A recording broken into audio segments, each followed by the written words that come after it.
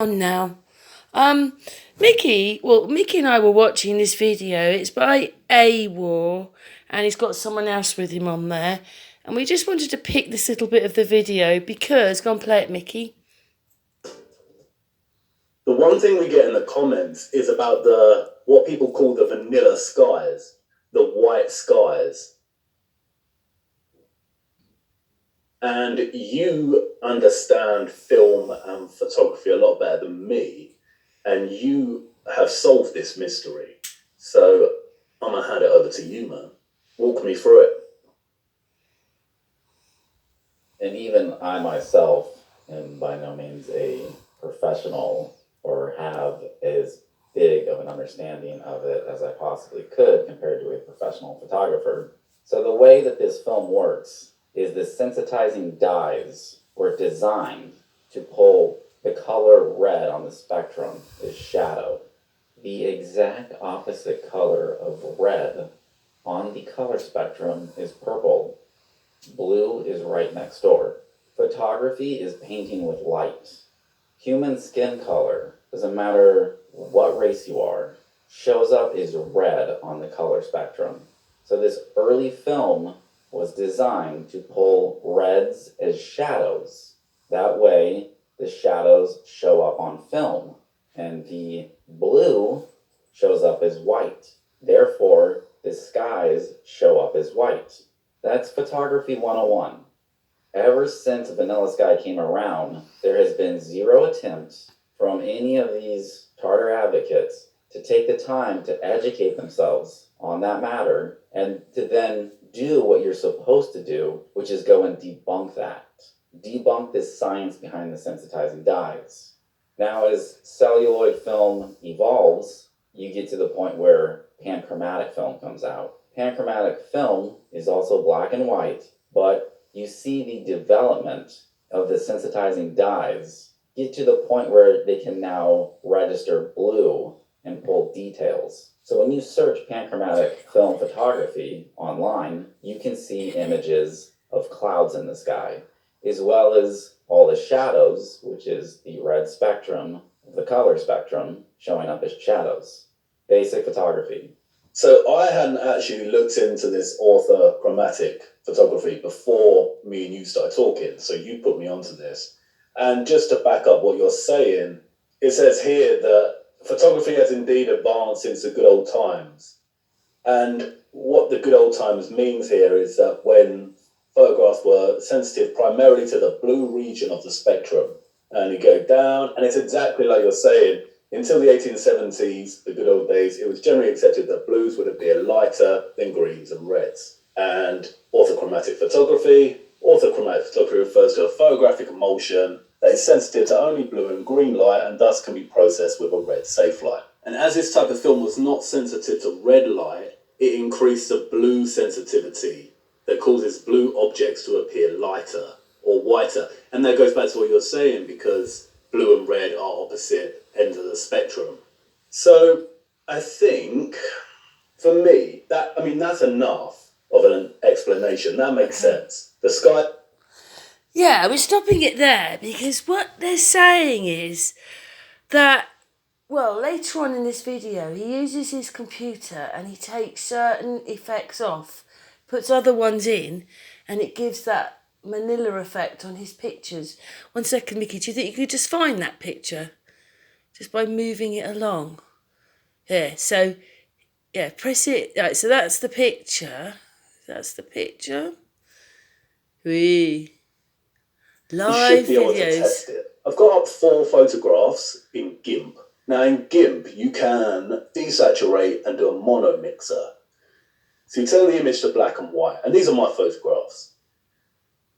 Now, we're going to turn our blue and green up and our red down. That looks like a 19th century photograph. And as you can see, the sky's gone white. If I undo that, the clouds are gone. This one, again, turn the blue up and the green and the red down. Sky's gone white. It looks like a 19th century photograph. Turn the blue up, turn the green up, and turn the red down. There you go. The sky's disappeared. Okay, that's enough. And it looks like... Yeah, so basically he's saying he can do this effect and change the pictures round.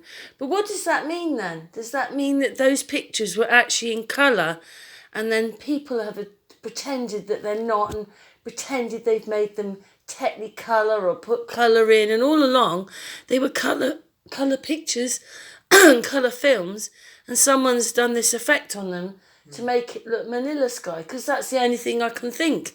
Because they obviously were like that with blue sky on them, and people have changed the effect and made them so it makes them look older. Right, that's the thing, isn't it? Making it. Because on our channel, we suddenly found a bit of information which took, it was cameras, wasn't it, back to the 1700s. So if cameras were in the 1700s, by the 1800s, and, you know, I did a video on toys. So you've got these Victorian dolls, and then there's this part where they don't look very intricate about anything, and then you get like the carousels, and they're amazing. The toy carousels, they wind up, and they're very intricate. So it's like, were they before this big event, and then the big events happened, and then after that we've got stuff, but they just couldn't be so advanced now because we've been so affected. And that's the only thing I can come up with. But what he's saying about the effect in this video is very feasible, isn't it now? That one, I totally understand that one. But then that means the pictures must have been colour in the first place, because they've changed it to make it. And why would you do that? What? Because we had skies like that nearly all the time, and it was wonderful and beautiful everywhere. You know, that would make sense. Anything you want to say, Mickey? No, it's good find. Well, it wasn't my find, it was AEWAR. So thank you very much for that, AEWAR. And Nicolls. yeah, I might be uploading it here, but I will put his channel on. And anyway, it's AEWAR, which, yeah, that's AEWAR. Yeah, that's his channel. And to be honest, Mickey sees quite a lot of him, don't you, Mickey? Well, yeah. Yeah, that was very interesting, at least that, because a lot of people might not know that. It gives a kind of answer, but why would they want to take all the like colours out? And It's just, I don't know.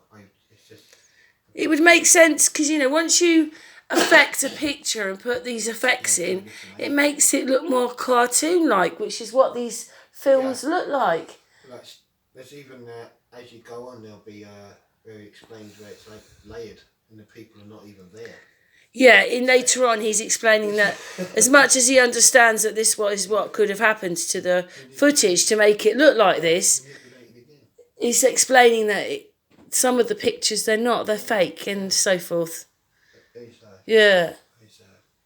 It is, because we just want the truth. And I'm sick, you know, I'm not sick, but I'm fed up of seeing it in nearly everything that I look at. It's the same thing. But anyway, that was just an explanation to why we might have vanilla skies in everything. But then, for me, I think that they've changed that in some effect, and they were colour or something in the first place, or something else has happened to them. Yeah. They developed that colour very earlier on. Yeah. Anyway, thanks for helping me, Ricky. No problem. We keep seeing these things, and we have to keep doing little recordings.